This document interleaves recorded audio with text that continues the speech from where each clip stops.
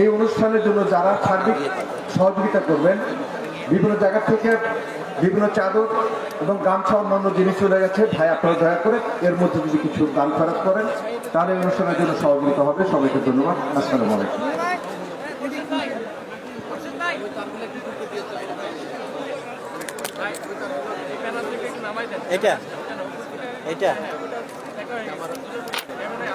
Cameraman আপনারা একটু বসেন। আপনারা যারা উঠে দাঁড়াইছেন আপনারা সকলেই বসেন। আপনারা হয়তো দেখতে পাচ্ছেন আব্দুর রাজ্জাক বিন ইউসুফ আপনাদের সামনে বসা, এবং ওনার এক ছেলে আলোচনা শেষ করলেন, এখন ওনার ছোট ছেলে আব্দুর রহমান আলোচনা করবেন। তো এখন আপনাদের মাঝে আমাদের ভলান্টিয়ার যারা আছে তারা যাচ্ছে, আপনারা আপনাদের সাধ্য মতো যে যা পারেন আপনারা সহযোগিতা করবেন, এটা আপনাদের কাছে সকলের কাছে অনুরোধ। আপনারা উঠা বসা না করি, আর জায়গা যেহেতু মানে সংকলন হচ্ছেন, এই পাশে আবার চট বিছিয়ে দেওয়া হচ্ছে দক্ষিণ পাশে, আপনারা প্রয়োজন মধ্যে যারা পরে আসছেন দক্ষিণ পাশে বসে যান, আপনারা কেউ দাঁড়িয়ে থাকবেন না। যে এবার আলোচনায় রাখার জন্য আহ্বান জানাচ্ছি আব্দুর রহমান বিন আব্দুর রাজ্জাক।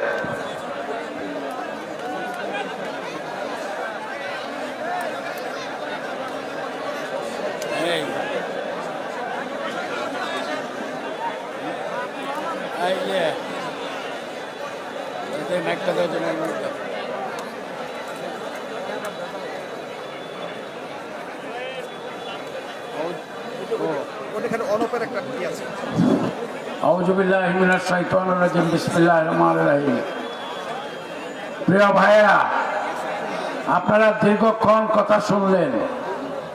আমার মনে হলো আপনারা যতক্ষণ কথা শুনেছেন ততক্ষণে আপনারা সকল কথা আপনাদের বুঝে নিয়ে নিচ্ছেন।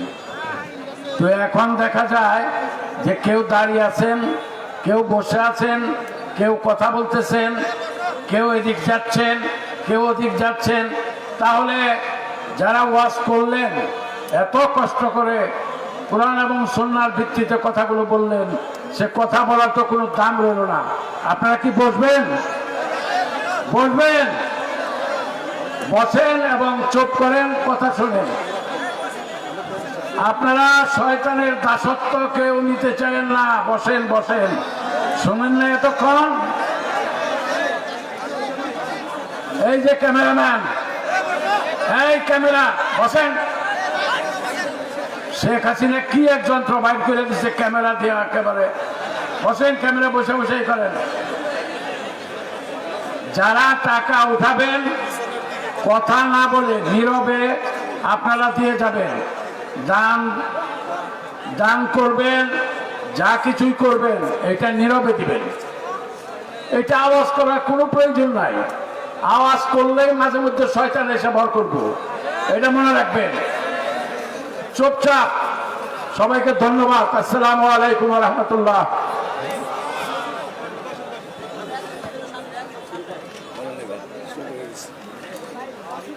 আসসালামু আলাইকুম ওয়া রাহমাতুল্লাহি ওয়া বারাকাতুহু। ইন্নাল হামদালিল্লাহি ওয়াহদাহু والصلاة والسلام على من لا نبي بعده أما بعد।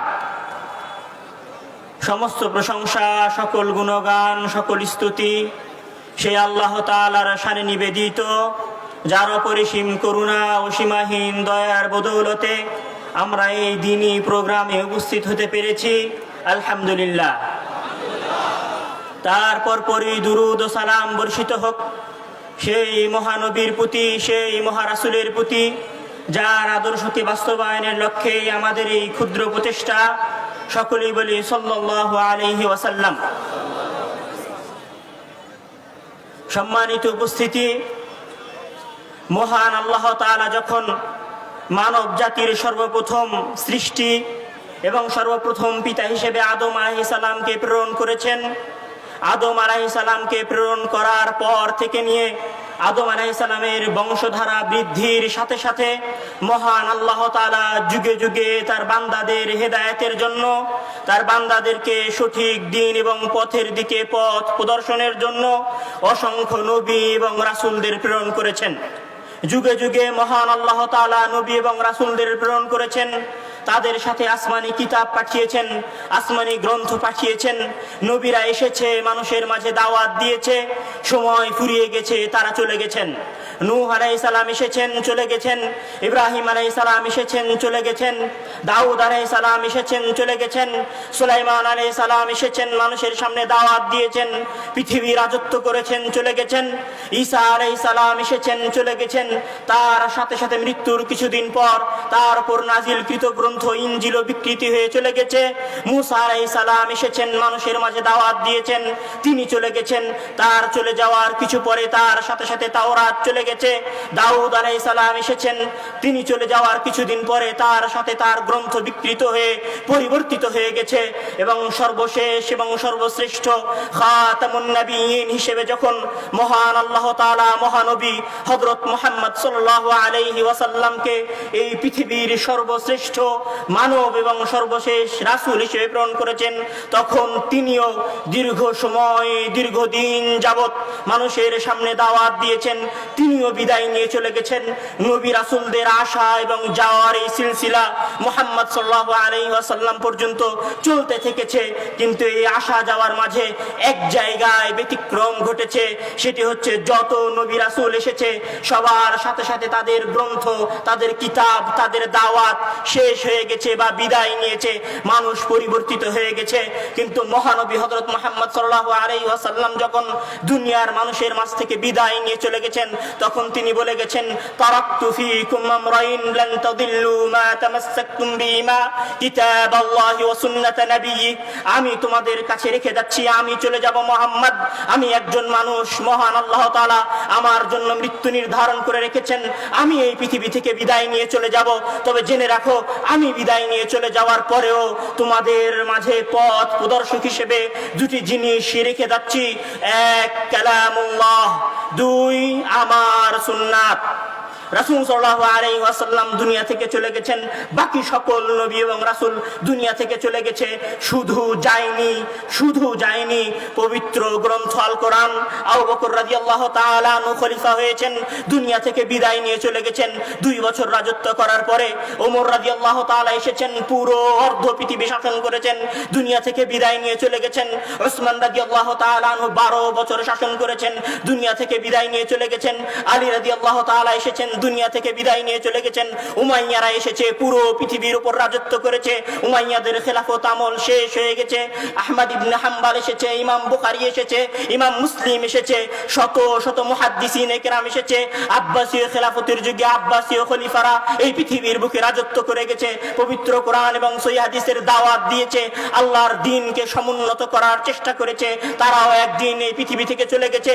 তারপরে ওসমানীয় খেলাফতেরা, ওসমানীয় খলিফারা এসেছে, এই পৃথিবীর উপর রাজত্ব করেছে, এই পৃথিবীর মানুষকে দ্বীনের দাওয়াত দেওয়ার চেষ্টা করেছে। কিন্তু সময় যখন ফুরিয়ে গেছে, তখন তারাও এই পৃথিবী থেকে চলে গেছে। শুধু যায়নি সেই কিতাব, শুধু যায়নি সেই গ্রন্থ, শুধু যায়নি সেই বাণী, শুধু যায়নি সেই কথা, যেই কথা আল্লাহর কথা, যেই কথা আল্লাহর কালাম, যেই কথাকে উদ্দেশ্য করে মহান আল্লাহ তাআলা বলছেন, ইন্না নাহনু নাযালনা যিকরা ওয়া ইন্না লাহু লাহাফিজুন। আমরা তোমাদের মাঝে কিতাব গ্রন্থ পাঠিয়েছি, যিকরা উপদেশ পাঠিয়েছি, তোমাদের মাঝে আল কোরআনকে পাঠিয়েছি। ইন্না নাহনু নাযালনা যিকরা ওয়া ইন্না লাহু লাহাফিজুন, এবং আমরাই তার সংরক্ষণ করব। সকল নবী রাসূল, সকল দায়ী চলে গেছেন। আজকে যারা দাওয়াত দিচ্ছে তারা একদিন চলে যাবে, আমি একদিন হারিয়ে যাব। বিন ইউসুফ হাফিজাহুল্লাহ একজন পৃথিবীর বুক থেকে চলে যাবেন, শুধু রয়ে যাবে পবিত্র কোরআন। কোরআন এমন একটি গ্রন্থ, কোরআন এমন একটি কিতাব, যেই গ্রন্থের শুরুতে মহান আল্লাহ তাআলা বলছেন, আলিফ লাম মিম যালিকাল কিতাবু লা রাইবা ফীহি হুদাল লিল মুত্তাকিন। মহান আল্লাহ তাআলা এই আয়াতের মধ্যে 3টি কথা বলেছেন। প্রথম বাক্যে মহান আল্লাহ তাআলা পৃথিবীর মানুষের উদ্দেশ্যে চ্যালেঞ্জ ছুড়ে দিয়ে বলছেন, পৃথিবীর মানুষের উদ্দেশ্যে চ্যালেঞ্জ ছুড়ে দিয়ে বলছেন, জেনে রাখো আমি এখন যে কথা বলছি, যে কালাম শুরু করছি, যে কিতাবের প্রারম্ভিকতা শুরু করছি, সেই কিতাবের মতো কোনো কিতাব তোমাদের পক্ষে রচনা করা সম্ভব নয়।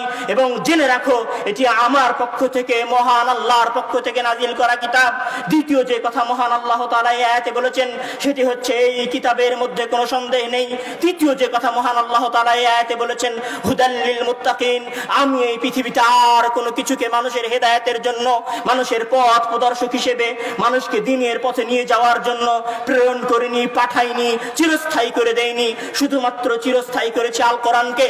মহান আল্লাহ তাআলা যখন বললেন আলিফ লাম মিম, তখন মহান আল্লাহ তাআলা বলছেন মুহাম্মদ সাল্লাল্লাহু আলাইহি ওয়াসাল্লাম নিরক্ষর ব্যক্তি, অক্ষর জ্ঞানহীন ব্যক্তি। অক্ষর জ্ঞানহীন ব্যক্তি তাকে বলা হয় আমার এবং আপনার সমাজে যে ব্যক্তি বাংলায় কথা বলতে পারে কিন্তু সরেয়া চেনে না, সরেও চেনে না, ক চেনে না, খ চেনে না, বাংলায় কথা বলতে পারে কিন্তু অক্ষর জ্ঞান নেই, তাকে বলা হয় নিরক্ষর ব্যক্তি। মুহাম্মদ সাল্লাল্লাহু আলাইহি ওয়াসাল্লাম অক্ষর জ্ঞানহীন ব্যক্তি ছিলেন। তিনি আরবিতে কথা বলতে পারতেন কিন্তু আরবির অক্ষর চিনতেন না।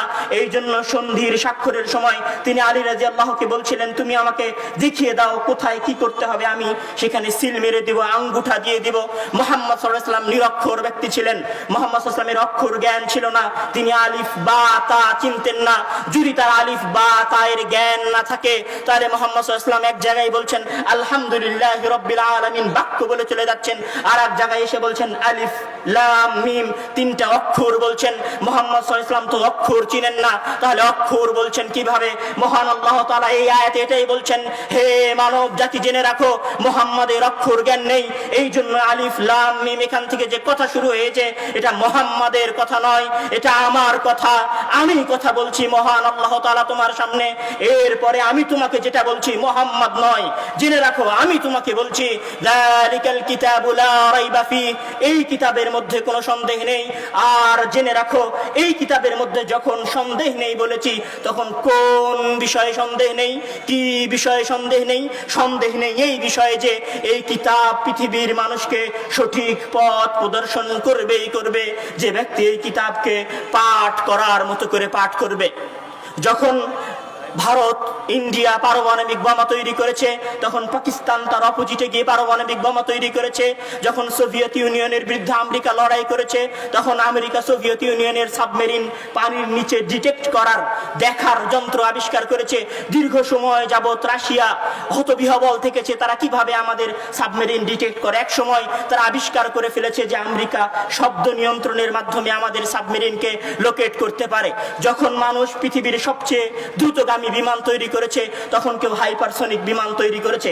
মানুষ যখন একটা তৈরি করেছে তখন আরেকজন মানুষ তার চেয়ে ভালো করার চেষ্টা করেছে। কেউ যখন বলেছে আমি বুর্জ খলিফা তৈরি করব তখন আরেকজন বলেছে আমি জেদ্দা টাওয়ার তৈরি করব যেটা তোমার চেয়ে উঁচু। মানুষ যখন কোনো কিছু করে তখন আরেকজন মানুষ আর 10 জন মানুষ তার চেয়ে ভালো কিছু করার যোগ্যতা রাখে। কিন্তু যখন মহান আল্লাহ তাআলা পবিত্র কালাম পাঠিয়েছেন তখন তিনি বলছেন ইন কুনতুম, হে মুশরিকেরা, হে এই পৃথিবীর সবচেয়ে বড় আরবি সাহিত্যিকেরা, হে এই পৃথিবীর সবচেয়ে বড় অলংকার শাস্ত্রবিদরা, হে এই পৃথিবীর সবচেয়ে বড় বালিগ এবং ফাসিহ ব্যক্তিবর্গরা, জেনে রাখো আমিও তোমাদেরকে বলছি ইন কুনতুম ফি রাইবিম মিম্মা নাযালনা আলা আবদিনা, আমি আমার বান্দা মুহাম্মাদের উপর যে কিতাব নাজিল করেছি সেই কিতাব যদি আমার পক্ষ থেকে না হয়ে থাকে, তোমাদের মধ্যে যদি সামান্যতম সন্দেহ থেকে থাকে, ফাতু বিসূরাতিম মিন মিসলি, তোমরা তার মতো একটি মাত্র সূরা নিয়ে আসো। তার চেয়ে উন্নত তো দূরের কথা, তার চেয়ে ভালো তো দূরের কথা, তার চেয়ে উন্নত তো দূরের কথা, তার চেয়ে যোগ্য তো দূরের কথা, তার চেয়ে অধিক বালিগ তো দূরের কথা, তার চেয়ে অধিক অলংকার শাস্ত্র সম্পূর্ণ কিতাব তো দূরের কথা, তার মতো একটি কিতাব তো দূরের কথা, একটি মাত্র সূরা নিয়ে এসে দেখাও। মানুষ কোনো কিছু করলে তার চেয়ে ভালো কিছু আরেকজন করতে পারে, কিন্তু আল্লাহ তাআলা যখন কিতাব পাঠিয়েছেন তখন তিনি বলছেন ফাতু বিসূরাতিম মিন মিসলি ওয়াদউ শুহাদাকুম মিন দুনিল্লাহ ইন কুনতুম সাদিকিন, আমি যে কিতাব পাঠিয়েছি এই কিতাবের চাইতে তোমরা ভালো কিতাব নিয়ে এসে দেখাও। এই বাই কিতাবের মতো কিতাব নিয়ে এসে দেখাও। এই কিতাব আল্লাহর পক্ষ থেকে নাজিল করা কিতাব। কোরআনের প্রথম এবং সবচেয়ে বড় বৈশিষ্ট্য হচ্ছে কোরআনকে মহান আল্লাহ তাআলা নিজের পক্ষ থেকে নিজের আসমানি কিতাব করে পাঠিয়েছেন। কোরআনের দ্বিতীয় বৈশিষ্ট্য হচ্ছে যতদিন পৃথিবী থাকবে ততদিন কোরআন অপরিবর্তিতভাবে মানুষের মাঝে দাওয়াত দিয়ে যাবে। কোরআন হচ্ছে সেই গ্রন্থ, সেই কিতাব যেই কিতাবের উদ্দেশ্যে মহান আল্লাহ তাআলা বলছেন ইযা তুতলা আলাইহিম আয়াতুহু যাদাতহুম ঈমানা। কোরআন এমন একটা গ্রন্থ যে গ্রন্থের আয়াত তেলাওয়াত করলে মানুষের ঈমান বৃদ্ধি পায়। কোরআন এমন একটা গ্রন্থ যে গ্রন্থের আয়াত তেলাওয়াত করলে মানুষের ঈমানি শক্তি বৃদ্ধি পায়। কোরআন এমন একটি গ্রন্থ যে গ্রন্থকে উদ্দেশ্য করে মহান আল্লাহ তাআলা বলছেন, লাউ আনজালনা হাযাল কুরআন আলা জাবালিন লারাআইতাহু খাশিআম মুতাসাদ্দিআ। যদি আমি এই কিতাব কোন পাহাড়ের উপরে নাযিল করতাম, খাশিআম মুতাসাদ্দিআ, সে ভয়ে টুকরা টুকরা হয়ে যেত, সে ভয়ে চূর্ণ বিচূর্ণ হয়ে যেত। খাশিআম মুতাসাদ্দিআন, ভয়ে টুকরা টুকরা হয়ে যেত। মিন খাশিয়াতিল্লাহ, আল্লাহর ভয়ে। হতভাগা মুসলিম, আমি আমার বাড়িতে সালাতে 5 ওয়াক্ত সালাতে কোরআন তেলাওয়াত করি, আমি না আল্লাহকে ভয় পাই, আমি না আল্লাহকে ভয় করি। আমার বাসায় কোরআন মাজিদ আছে, আমি আল্লাহকে চিনি না। আপনি কোরআন সেইভাবে পড়তে পারছেন না, কোরআন সেইভাবে বুঝতে পারছেন না যেভাবে মহান আল্লাহ তাআলা আপনাকে পড়ার জন্য বলেছেন, রাসূল আপনাকে পড়ার জন্য বলেছেন। বলছিলাম কোরআন এমন একটি গ্রন্থ যে গ্রন্থ তেলাওয়াত করলে মানুষের ঈমান বৃদ্ধি পায়। কোরআন এমন একটি গ্রন্থ যেই গ্রন্থ পাহাড়ের উপর নাজিল করা হলে পাহাড় ভীত সন্ত্রস্ত হয়ে যেত। কোরআন এমন একটি গ্রন্থ যে গ্রন্থকে উদ্দেশ্য করে মহান আল্লাহ তাআলা মানব জাতিকে বলছেন, আফালা ইয়াতাদাব্বারুনাল কুরআন আম আলা কুলুবিন আকফালুহা। আমি যে কিতাব নাজিল করেছি তারা এই কিতাব নিয়ে কেন গবেষণা করে না, তারা এই কিতাব নিয়ে কেন চিন্তা ভাবনা করে না, তারা এই কিতাব নিয়ে কেন ভালোভাবে অর্থ বুঝে তেলাওয়াত করে না। মহান আল্লাহ তাআলা আর কোন কিতাবকে উদ্দেশ্য করে, আর কোন বাণীকে উদ্দেশ্য করে, আর কোন হাদিসকে উদ্দেশ্য করে কথা বলেননি। আফালা ইয়াতাদাব্বারুন, যে তারা কেন চিন্তা ভাবনা করে না। বলছিলাম কোরআনের প্রথম বৈশিষ্ট্য হচ্ছে কোরআনকে আল্লাহর পক্ষ থেকে নাজিল করা হয়েছে। কোরআনের দ্বিতীয় বৈশিষ্ট্য হচ্ছে কোরআন আজীবন এভাবেই থাকবে। কোরআনের তৃতীয় বৈশিষ্ট্য হচ্ছে কোরআন তেলাওয়াত করলে মানুষের ঈমান বৃদ্ধি পায়। কোরআনের চতুর্থ বৈশিষ্ট্য হচ্ছে কোরআন মানুষকে ভীত সন্ত্রস্ত করে দেয়। কোরআন মানুষকে আল্লাহর সামনে নতজানু হতে শিখায়। পঞ্চম কোরআনের যে বৈশিষ্ট্য সেটি হচ্ছে কোরআন চিন্তা ভাবনা করে পড়তে হয়। মহান আল্লাহ তাআলা কোরআনকে চিন্তা ভাবনা করে পড়ার কথা বলেছেন। এখন প্রশ্ন হচ্ছে, এই যে মহাগ্রন্থ আল কোরআন, এই যে কিতাব, এই যে আসমানি কিতাব, এই যে আসমানি গ্রন্থ আপনার বাসায় কাপড়ে মুড়ি দেওয়া আছে, আপনার বাসায় সুন্দর করে লেহাফ মুড়ি দেওয়া আছে, আপনি কি বলতে পারেন এই কিতাবের মধ্যে মহান আল্লাহ তাআলা কি কি আলোচনা করেছেন? এখানে একজন মানুষ কি বের হতে পারে যে বলতে পারে আমি কোরআনের প্রত্যেকটা আয়াত তেলাওয়াত করেছি, অনুধাবন করেছি অর্থ সহ, এবং যখন আমি কোরআনের আয়াতগুলো তেলাওয়াত করেছি তখন আমার মনে হয়েছে যে আমি আল্লাহর সামনে কথা বলছিলাম? কোন একজন মানুষ কি আছে যে বলতে পারে আমি সালাতের মধ্যে যখন সূরা ফাতিহা তেলাওয়াত করছিলাম তখন আমি আল্লাহকে দেখেছি, অথবা এটা অনুধাবন করেছি যে আল্লাহ তাআলা আমাকে দেখছেন? পৃথিবীর এই জালসায় কোন মানুষ কি এমন আছে যে বলতে পারে আমি যখন কোরআন তেলাওয়াত করেছি তখন আমার চোখ দিয়ে টলটল করে, আমার চোখ দিয়ে ঝরঝর করে অশ্রু ঝরেছে? অথচ মহান আল্লাহ তাআলা বলছেন কোরআন মানুষকে ভীত সন্ত্রস্ত করে। আমাদের মধ্যে কি এমন কেউ আছে যে বলতে পারে এই কোরআনের মধ্যে মহান আল্লাহ তাআলা কি কি আলোচনা করেছেন? কোরআন আপনার নিকট মহান আল্লাহ তাআলার পক্ষ থেকে প্রেরিত সবচেয়ে গুরুত্বপূর্ণ, সবচেয়ে আসমানি কিতাব। কোরআন এমন একটা গ্রন্থ, এমন একটা কিতাব যে কিতাবকে উদ্দেশ্য করে মহান আল্লাহ তাআলা রাসূল সাল্লাল্লাহু আলাইহি ওয়াসাল্লামকে বলছেন, আল ইয়াউমা আকমালতু লাকুম দীনাকুম ওয়া আতমামতু আলাইকুম নি'মাতি ওয়া রাদিতু লাকুমুল ইসলাম দীনা। আজ আমি তোমার উপর আমার নিয়ামতকে পরিপূর্ণ করে দিলাম। কোরআনের মাধ্যমে মহান আল্লাহ তাআলা পৃথিবীবাসীর উপরে তার নিয়ামতকে পরিপূর্ণ করে দিয়েছেন। কোরআন এই মুসলিম উম্মার জন্য, এই জাতির জন্য নিয়ামত স্বরূপ। যতদিন পৃথিবীর মানুষ, যতদিন মুসলিমেরা এই কোরআন নিয়ে পড়াশোনা করবে, কোরআন নিয়ে গবেষণা করবে, কোরআন অনুধাবন করার চেষ্টা করবে, ততদিন মহান আল্লাহ তাআলার নিয়ামত, মহান আল্লাহ তাআলার অনুগ্রহ, মহান আল্লাহ তাআলার কৃপা, মহান আল্লাহ তাআলার দয়া, মহান আল্লাহ তাআলার মহানুভবতা এই পৃথিবীর মুসলিম জাতির সাথে, মুসলিম জাতির সাথে, মুসলিম পরিবারের সাথে, মুসলিম সমাজের সাথে, মুসলিম রাষ্ট্রের সাথে থাকবে। যেই দিন এই মানুষগুলো কোরআনকে ভুলে যাবে, কোরআনের আয়াতের অনুসরণ করা ছেড়ে দিবে, সেই দিন থেকে মহান আল্লাহ তাআলা তাদেরকে অপমানিত, লাঞ্ছিত, অপদস্থ করে দিবেন।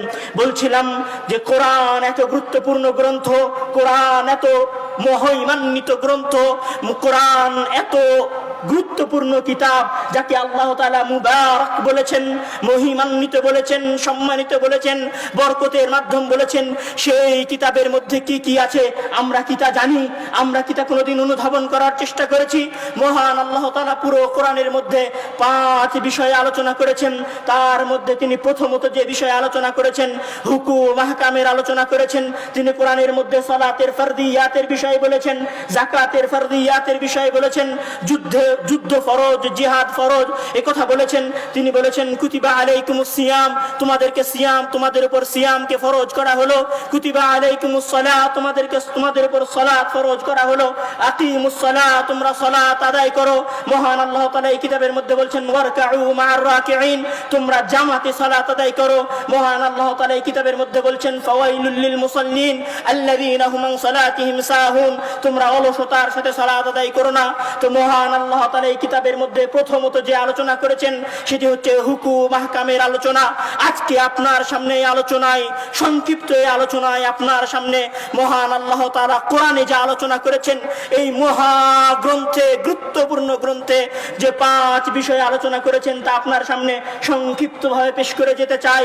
আপনি মুসলিম হিসেবে আপনার ইমানি দায়িত্ব, আপনার ইমানের দায়িত্ব যে আপনি এই 5 বিষয় হেফাজত করার, মনে রাখার, বাড়ি পর্যন্ত নিয়ে যাওয়ার এবং বাসায় গিয়ে কোরআন মনোযোগ দিয়ে পড়ার এবং 5 বিষয়কে অনুধাবন করার চেষ্টা করবেন। দ্বিতীয় যে বিষয়ে মহান আল্লাহ তাআলা এই পবিত্র গ্রন্থের মধ্যে আলোচনা করেছেন তা হচ্ছে মহান আল্লাহ তাআলা মুশরিক, অমুসলিম, কাফের, নাসারা, মুনাফিকিনদের বিভিন্ন প্রশ্নের জবাব দিয়েছেন। এই জন্য যখন তারা বলল ইদা মিতনা ওয়া কুন্না তুরাবা যালিকা রাজউন বাঈদ, আমরা মারা যাব, মাটি হয়ে যাব, তারপরে কি আমরা আবার পুনর্জীবিত হব? তখন মহান আল্লাহ তাআলা বলছেন আফালাম ইয়ানজুরু ইলাস সামাই ফাওকাহুম কাইফা বানাইনাহা, আফালাম ইয়ানজুরু ইলাস সামাই ফাওকাহুম কাইফা বানাইনাহা, তারা কি দেখে না আসমানের দিকে, যে আমি বিশাল আসমান কিভাবে সৃষ্টি করেছি, যে আসমান পর্যন্ত আজ অবধি তারা কেউ পৌঁছাতে পারেনি, কোনদিন পৌঁছাতেও পারবে না। ওয়াযায়্যানাহা ওয়া মা লাহা মিন ফুরুজ, এবং তারা এই আসমানে কোনো ছিদ্র দেখতে পায় না। যখন তারা পুনরুত্থান দিবসকে অস্বীকার করলো তখন মহান আল্লাহ তাআলা আসমানের বিশাল সৃষ্টির কথা বর্ণনা করে মানুষকে বললেন, কাফেরদেরকে বললেন, মুশরিকদেরকে বললেন, অমুসলিমদেরকে বললেন, জেনে রাখো আমি এই আসমান সৃষ্টি করতে পেরেছি। তখন তুমি মারা যাওয়ার পর তোমাকেও আমি পুনরুত্থান, পুনর্জীবিত, পুনরায় জীবন দিতে পারবো। তো কোরআনের দ্বিতীয় আলোচ্য বিষয় হচ্ছে মহান আল্লাহ তাআলা মুসলিমদের পক্ষ থেকে উত্থাপিত প্রশ্নের জবাব দেন কোরআনের মাধ্যমে। মহান আল্লাহ তাআলা পবিত্র কোরআনের মধ্যে তৃতীয় যে বিষয়ে আলোচনা করেন সেটি হচ্ছে তার নেককার বান্দাদের ইতিহাস, নেককার বান্দাদের কথা বর্ণনা করেন। সুলাইমান আলাইহিস সালামের ইতিহাস বর্ণনা করেছেন, দাউদ আলাইহিস সালামের ইতিহাস বর্ণনা করেছেন, ইউসুফ আলাইহিস সালামের ইতিহাস বর্ণনা করেছেন, নূহ আলাইহিস সালামের ঘটনা বর্ণনা করেছেন, মারিয়াম আলাইহিস সালামের ঘটনা বর্ণনা করেছেন, জাকারিয়া আলাইহিস সালামের ঘটনা বর্ণনা করেছেন।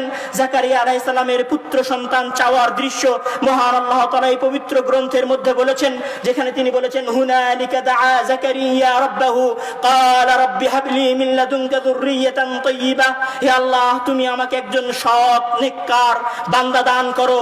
এই কোরআনের মধ্যেই মহান আল্লাহ তাআলা ইব্রাহিম এবং ইসমাঈল আলাইহিস সালামের কাবা ঘর বানানোর দৃশ্য বর্ণনা করেছেন, দিয়ে তিনি বলছেন ওয়া ইয ইয়ারফাউ ইব্রাহিমুল কওয়াইদা মিনাল বাইতি ওয়া ইসমাঈল রাব্বানা তাকাব্বাল মিন্না ইন্নাকা আনতাস সামিউল আলিম। এই গ্রন্থের মধ্যেই মহান আল্লাহ তাআলা সব ব্যক্তিদের ইতিহাস বর্ণনার সাথে সাথে দাম্ভিক, অহংকারী, মহান আল্লাহ তাআলার আদেশের সীমা লঙ্ঘনকারী, নবী রাসূলদের আদেশ প্রত্যাখ্যানকারী ব্যক্তিদের ইতিহাস বর্ণনা করেছেন। যে ইতিহাস বর্ণনা করে দুনিয়ার মানুষদের উদ্দেশ্য করে মহান আল্লাহ তাআলা বলতে চেয়েছেন তোমাদের যে শক্তিশালী ব্যক্তিদের, শক্তিশালী জাতিদের আমি ধ্বংস করেছি, তোমাদেরও আমি ধ্বংস করব। মহান আল্লাহ তাআলা ইতিহাস বর্ণনা করতে গিয়ে বলছেন কাযাবা সামুদ ওয়া আদুম বিল কারিয়া ফাআম্মা সামুদ ফাউহলিকু বিত তাগিয়া, যখন সামুদ এবং আদ গোত্র পুনরুত্থান দিবসকে, কিয়ামতের দিবসকে অস্বীকার করলো, ফাআম্মাস সামুদ ফাউহলিকু বিত তাগিয়া, তো আমরা মহা বিপদের মাধ্যমে সামুদ গোত্রকে ধ্বংস করে দিলাম। ওয়া আম্মা আদুম ফাউহলিকু বিরিহিন সারসারিন আতিয়া, আর আমরা আদ জাতিকে ভয়াবহ ঝড় তুফানের মাধ্যমে ধ্বংস করে দিলাম, যেটা তাদের উপরে ছিল সাখরাহা আলাইহিম সাবআ লায়ালিন ওয়া সামানিয়াতা আইয়াম, যে ঝড় আমরা তাদের উপর স্থায়ী করে রেখেছিলাম 7 রাত এবং 8 দিন হুসুমান লাগাতার ভাবে ফাতারাল কওমা ফিহা সারআ কান্নাহুম আজাজু নাখলিন খাবিয়া ফাহাল তারা লাহুম মিন বাকিয়া 7 দিন আদ জাতির উপরে যারা পাহাড়ের কেটে বাড়ি নির্মাণ করত, পাহাড় কেটে ঘর বানিয়ে বসবাস করত, তাদের উপর আমরা এমন ঝড় দিলাম, এমন তুফান দিলাম, 7 রাত স্থায়ী করলাম আর 8 দিন স্থায়ী করলাম যে তারা খেজুর গাছের খোকলা, খেজুর গাছ যেমন পড়ে থাকে আমি তাদেরকে সেভাবে ফেলে দিলাম মাটির উপরে। এভাবেই মহান আল্লাহ তাআলা তার পবিত্র কোরআনের মধ্যে ও তার কিতাব এবং পুনরুত্থান দিবসকে রাসূলদেরকে, পুনরুত্থান দিবসকে রাসূলকে অস্বীকারীদের উপর সাজার কথা বর্ণনা করেছেন। প্রথমে মহান আল্লাহ তাআলা এই কিতাবের মধ্যে হুকুম আহকামের আলোচনা করেছেন, দ্বিতীয়ত মহান আল্লাহ তাআলা এই কিতাবের মধ্যে নবী রাসূলদের ইতিহাসের কথা বলেছেন, তৃতীয়ত মহান আল্লাহ তাআলা এই কিতাবের মধ্যে মুজাদালাহ কাফের মুশরিকদের তর্ক বিতর্কের জবাব দিয়েছেন। চতুর্থ যে বিষয়ে মহান আল্লাহ তাআলা এই কিতাবের মধ্যে আলোচনা করেছেন, যেটি মহান আল্লাহ তাআলা পুরো কিতাবের প্রতিটি রন্ধে রন্ধে, প্রতিটি আয়াতে আয়াতে, প্রতিটি কোণে কোণে মহান আল্লাহ তাআলা তার বান্দার সামনে পেশ করেছেন, সেটি হচ্ছে তার করুণার বর্ণনা, তার নিয়ামতের বর্ণনা, তার অনুগ্রহের বর্ণনা। এই জন্য যখন মহান আল্লাহ তাআলা আলহামদুলিল্লাহি রাব্বিল আলামিন বলছেন, তখন তার পরপরই আর রহমানির রহিম বলছেন। মহান আল্লাহ তাআলা এই পবিত্র গ্রন্থের মধ্যে চতুর্থ যে বিষয়ে আলোচনা করেছেন, সেটি হচ্ছে তিনি তার বান্দার সামনে তার নিয়ামত, তার অনুগ্রহ, তার কৃপা, তার দয়ার আলোচনা করেছেন। পুরো কিতাব আপনি যেখান থেকেই খুলবেন, যেখান থেকেই পাঠ করবেন, সেখান থেকেই আপনি মহান আল্লাহ তাআলার দয়া দেখতে পাবেন। আপনি যদি সূরা রহমান খোলেন, তখন আপনি দেখতে পাবেন সূরা রহমানের মধ্যে প্রত্যেকটা আয়াতের পরপরই মহান আল্লাহ তাআলা বলছেন যে ফাবিআইয়ি আলাই রাব্বিকুমা তুকাযযিবান, তোমরা তোমাদের প্রতিপালকের কোন কোন নিয়ামতকে অস্বীকার করবে। মহান আল্লাহ তাআলা আর কোন বিষয়ে এভাবে কথা বলেননি যেভাবে তিনি তার নিয়ামত রাজি নিয়ে, যেভাবে তিনি তার অনুগ্রহ নিয়ে, যেভাবে তিনি তার কৃপা নিয়ে কথা বলেছেন। তিনি তার বান্দাকে অনুভব করানোর চেষ্টা করেছেন, তিনি তার বান্দার ভেতরে এই অনুভূতি দেওয়ার চেষ্টা করেছেন, তিনি তার বান্দাকে এটা ফিল করানোর চেষ্টা করেছেন যে তোমার আশেপাশে, তোমার উঠতে বসতে, তোমার চারিদিকে যা কিছু আছে সব কিছু আমার আল্লাহর দেওয়া নিয়ামত। তুমি যে জমিনের উপর চলাফেরা করো, সেই জমিন আমার দেওয়া নিয়ামত। তুমি যে পাহাড় দেখো, সেই পাহাড় আমার দেওয়া নিয়ামত। তুমি যে আসমান দেখো, সেই আসমান আমার দেওয়া নিয়ামত। তুমি যে বৃষ্টি দেখো, সেই বৃষ্টি আমার দেওয়া নিয়ামত। তুমি যে সমুদ্র চলাফেরা করো, সেই সমুদ্র আমার দেওয়া নিয়ামত। তুমি যে নৌকা নিয়ে এই পানির উপর দিয়ে চলে যাও, সেই নৌকা আমার দেওয়া নিয়ামত। তুমি যে সমুদ্র থেকে মাছ ভক্ষণ করো, এই মাছ আমার দেওয়া নিয়ামত। তুমি যে গাধার পিঠে চলাফেরা করো, সেই গাধা আমার দেওয়া নিয়ামত। তুমি যে ঘোড়ার পিঠে চলাফেরা করো, সেই ঘোড়া আমার দেওয়া নিয়ামত। মহান আল্লাহ তাআলা এইভাবেই একটা একটা করে নাম নিয়ে, আসমানের কথা বলে, জমিনের কথা বলে, একটা একটা করে নাম নিয়ে মহান আল্লাহ তাআলা তার নিয়ামতের কথা বলেছেন। চতুর্থ যে কথা মহান আল্লাহ তাআলা তার কোরআনের মধ্যে বলেছেন, সেটি হচ্ছে তার নিয়ামতের কথা বলেছেন। পঞ্চম যে কথা মহান আল্লাহ তাআলা তার পবিত্র কালামের মধ্যে বলেছেন, সেটি হচ্ছে মানুষের দুনিয়াবী জীবন শেষ হওয়ার সময় থেকে নিয়ে জান্নাত এবং জাহান্নামে যাওয়ার পূর্ব পর্যন্ত, বা জান্নাত এবং জাহান্নামে যাওয়ার পরবর্তী অবস্থা পর্যন্ত আলোচনা করেছেন। অর্থাৎ মহান আল্লাহ তাআলা মৃত্যু দিয়ে আলোচনা শুরু করেছেন এবং জান্নাত এবং জাহান্নাম দিয়ে আলোচনা শেষ করেছেন। পঞ্চম যে আলোচনা মহান আল্লাহ তাআলা কোরআনের মধ্যে করেছেন, সেটি হচ্ছে বারজাখী আলোচনা করেছেন। মানুষের দুনিয়াবী জীবনের বিদায় নেওয়া থেকে শুরু করে জান্নাত এবং জাহান্নামে যাওয়া পর্যন্ত। এখানে কখনো মহান আল্লাহ তাআলা মৃত্যুর সত্যতার কথা বলেছেন। মৃত্যুর সত্যতার কথা বলতে গিয়ে মহান আল্লাহ তাআলা বলছেন, আইনামা তাকুনু ইউদরিকুমুল মাউত ওয়ালাউ কুনতুম ফি বুরুজিম মুশাইয়াদা, তোমরা যেখানেই থাকো না কেন মৃত্যু অবশ্যই তোমাদেরকে গ্রেফতার করবে। তোমরা যদি সুসজ্জিত হেফাজতপূর্ণ কোনো দুর্গের মধ্যেও থাকো, তাহলেও তোমাদের মৃত্যু গ্রহণ করবে। আর যখন মহান আল্লাহ তাআলা কোনো পাপী ব্যক্তির মৃত্যুর দৃশ্যের কথা বর্ণনা করেছেন, যেই ব্যক্তি তার বাসার থেকে সালাত, ফজরের সালাত আদায় না করে বের হয়েছে, যার প্যান্ট টাকনুর নিচে রয়েছে, যার দাড়ি ক্লিন সেভ করা রয়েছে, সেই ব্যক্তির মৃত্যুর বর্ণনাও মহান আল্লাহ তাআলা দিয়েছেন। যেখানে মহান আল্লাহ তাআলা বলছেন, হাত্তা ইযা জাআ আহাদাহুমুল মাউত ক্বালা রাব্বিরজিউন, যখন এই পাপী বান্দার কাছে মৃত্যু আসে, তখন সে বলে রাব্বিরজিউন, হে আল্লাহ তুমি আমাকে ফিরিয়ে দাও, হে আল্লাহ তুমি আমাকে ফিরিয়ে দাও, লাআল্লি আ'মালা সালিহা, যেন আমি সৎ আমল করতে পারি। মহান আল্লাহ তাআলা মৃত্যুর সত্যতা বর্ণনা করার সাথে সাথে কিভাবে কিভাবে কাফের ব্যক্তির জান কবজ করা হবে সে কথাও বলেছেন। মহান আল্লাহ তাআলা বলছেন ওয়ালাউ তারা ইয ইয়াতাওয়াফাল্লাযীনা কাফারু আল মালাইকাতু ইয়াদরিবুনা ফি উজুহিহিম ওয়া আদবারহুম। আর যখন কাফের ব্যক্তির জান কবজ করা হয় তখন ফেরেশতা তার পিছনে এবং তার মুখে পিটিয়ে তার জান কবজ করে। মহান আল্লাহ তাআলা যখন মৃত্যুর বর্ণনা দেওয়া শেষ করেছেন তখন মহান আল্লাহ তাআলা কিয়ামতের ভয়ঙ্কর ভয়ানক দৃশ্যের কথা বলেছেন, আসমানের খসে পড়ার কথা বলেছেন। তিনি বলেছেন নিজের সামাউ ফাতারাত, যখন আসমান চূর্ণ বিচূর্ণ হয়ে যাবে। তিনি বলেছেন ওয়া ইদান নুজুমু কাদারাত, যখন তারকারাজি আলোহীন হয়ে যাবে। সেখানে তিনি আবার বলেছেন আর যখন সূর্যকে গুটিয়ে নেওয়া হবে। এভাবে মহান আল্লাহ তাআলা তারকারাজির আলোহীন হয়ে যাওয়ার কথা বলেছেন, চন্দ্রের আলোহীন হয়ে যাওয়ার কথা বলেছেন, সূর্যের আলোহীন হয়ে যাওয়ার কথা বলেছেন। এভাবে মহান আল্লাহ তাআলা পাহাড়কে ধূলিসাৎ করার কথা বলেছেন। মহান আল্লাহ তাআলা বলছেন ওয়ায়াসআলুনাকা আনিল জিবাল, তারা আপনাকে পাহাড় সম্পর্কে জিজ্ঞাসা করে। ওয়ায়াসআলুনাকা আনিল জিবাল, তারা আপনাকে বিশাল হিমালয় পর্বত সম্পর্কে জিজ্ঞাসা করে, এই উহুদ পাহাড় সম্পর্কে জিজ্ঞাসা করে।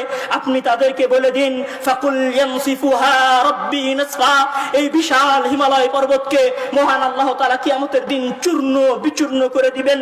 ফায়াদরুহা কান সাফসাফা, এবং তাকে মসৃণ সমান করে দিবেন। লা তারা ফিহা ইওয়াজান ওয়ালা আমতা, এমন ভাবে মসৃণ করে দিবেন, এমন ভাবে সমান করে দিবেন যে তারা এখানে কোথাও উঁচু নিচু দেখতে পাবে না।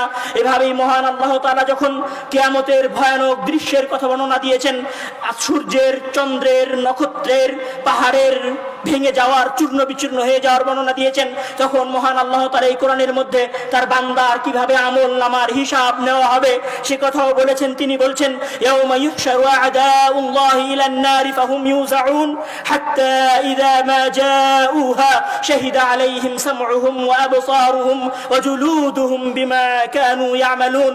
আর কিয়ামতের দিন মানুষের চামড়া, যেই চামড়াকে আপনি ফেয়ার এন্ড লাভলি মাখিয়ে ফর্সা করেছেন, যেই চামড়াকে আপনি ডাব সাবান মাখিয়ে চকচকে করেছেন, যেই চামড়াকে আপনি শীতকালীন ফেটে না যাওয়ার জন্য পন্ডস ব্যবহার করেছেন, নেভির মতো উন্নত ক্রিম ব্যবহার করেছেন, সেই চামড়া কিয়ামতের দিন আপনার বিরুদ্ধে সাক্ষ্য দিবে।